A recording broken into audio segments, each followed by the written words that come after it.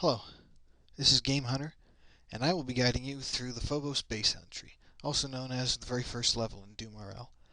This is version 993.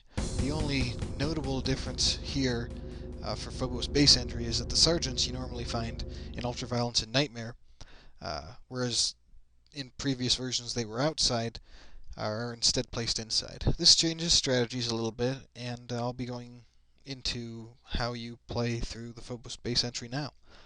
Since this place is so very short, I'll be going through it on each difficulty ranging from I'm Too Young to Die all the way to Nightmare, and I'll also be showing it in a few different challenge modes, particularly the weapon-specific ones, Angel of Berserk, Angel of Marksmanship, and Angel of Shotgunnery.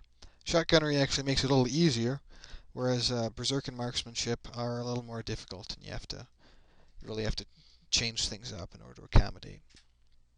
Without further ado, let's just move on.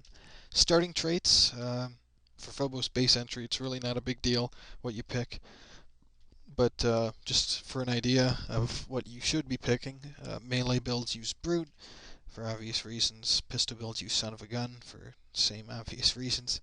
Shoddy builds are either going to start with Reloader, if you're not confident in finding a combat shotgun early, or they'll pick Hellrunner or Tough as Nails in order to accommodate the master traits for the shotguns.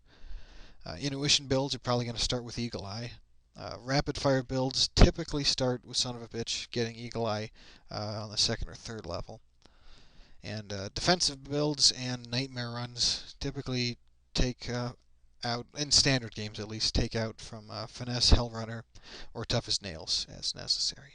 I'll be going with Son of a Bitch just because it's a very simple trait, and it makes this place a little easier, so I can show off some of at least one particular strategy in getting your ideal run here.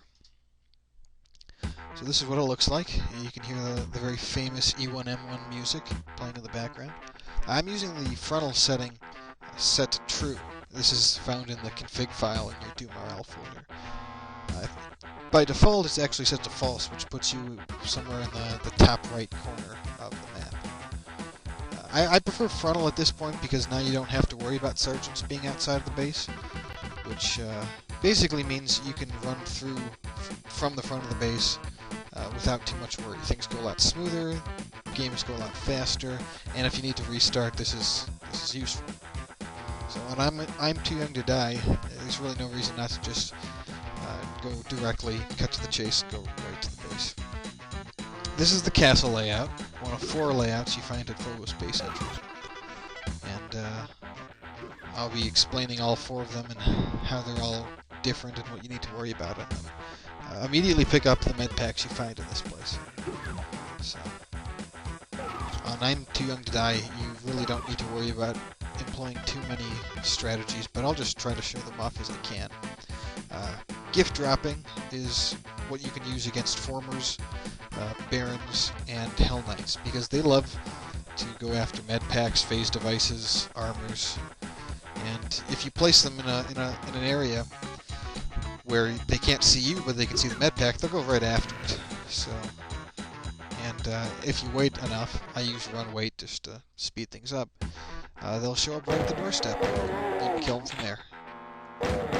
On this level, you only have to deal with 3 former humans and a sergeant. So that was kind of lucky there, actually. So, just kill them all, finish up the level, pick up your shotgun, and end it. If you are going to restart the level, the way you do it is by pressing capital Q and then capital Y. Or you can exit out of it pressing N. If you didn't like the run you got, then this is the way to do it. So, Castle is by far the biggest Phobos base, and it's actually one of the easiest to do once you get inside. Getting inside is the hard part, with the sergeants being where they are. Sometimes if you wait long enough, they'll just kind of enter these pockets over here.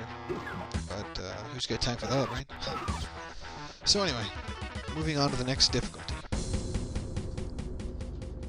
Hey, not too rough.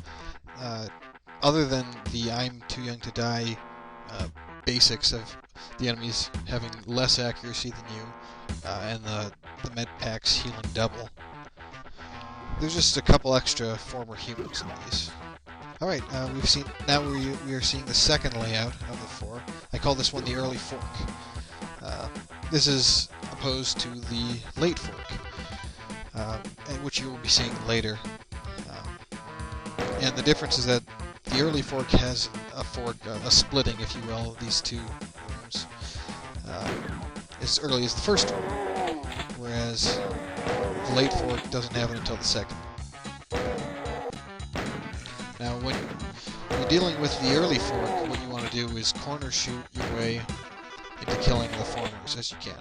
I usually like to take 4 shots before checking to see whether or not they're just kind of hiding like little punks. It's a good way to conserve ammo while still being as defensive as possible.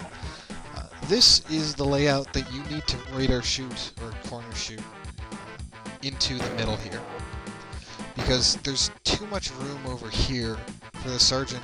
If he is anywhere near this door, he'll blast you with a shotgun, and that'll hurt a lot, and you really don't want that to happen. So just shoot him until he dies. It'll eventually happen. So this was a perfect run.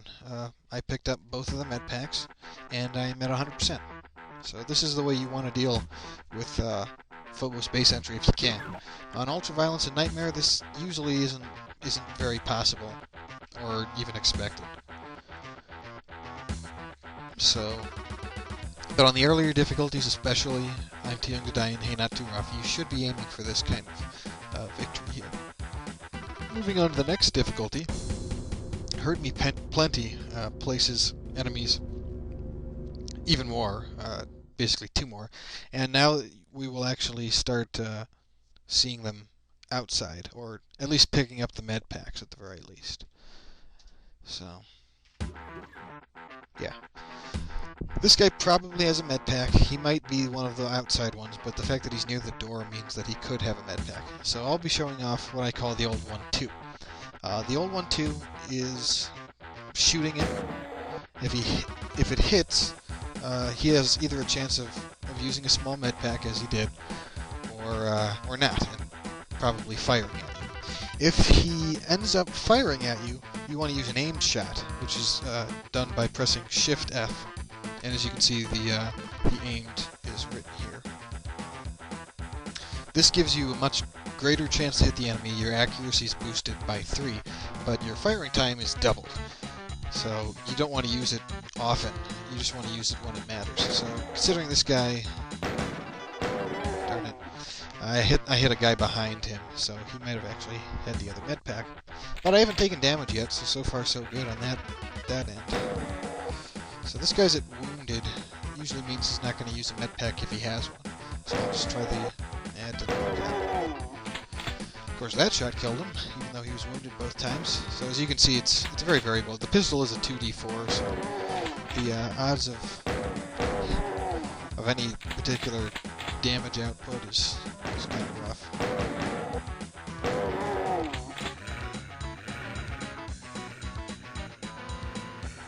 Alright, so this is the late fork layout.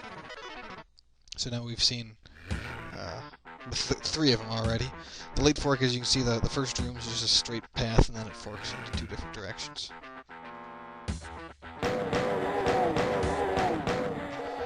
And here, you can actually creep into that area and shoot them as you want. Sometimes the shotgun or the shells or the armor in later difficulties, because there's a bunch of enemies in this last room, doesn't show up, so you're gonna have to look around for it. So yeah, this is a really small place, much smaller than the castle. And this wasn't that good of a run. I mean, I didn't take much damage, so I'd probably keep going, but I didn't get either med pack. And each med pack counts for about, 15 health, 15 HP. So you want to get those. Anyway, moving on, now we enter the difficult stage of Ultraviolence. Ultraviolence places the maximum number of enemies. Here we will be seeing, I believe it's 7 former humans and 3 sergeants. It might be 6 former humans and 3 sergeants. Yeah, that's what it is. And basically, the sergeants are added, although it's a little different now since they're not simply just placed outside, but you get the idea.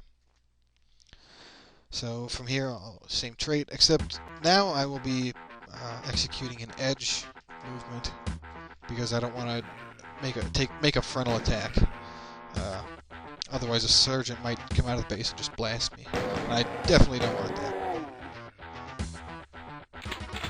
So I just make my way to the corner here. Sergeant's probably got a med pack. He's only at wounded, so I'll just take this opportunity to reload, and I'll try one too. Didn't even need the 2. That's good. Now, there's probably a med pack somewhere in here because he didn't drop it in this area, so I need to kill these guys ASAP.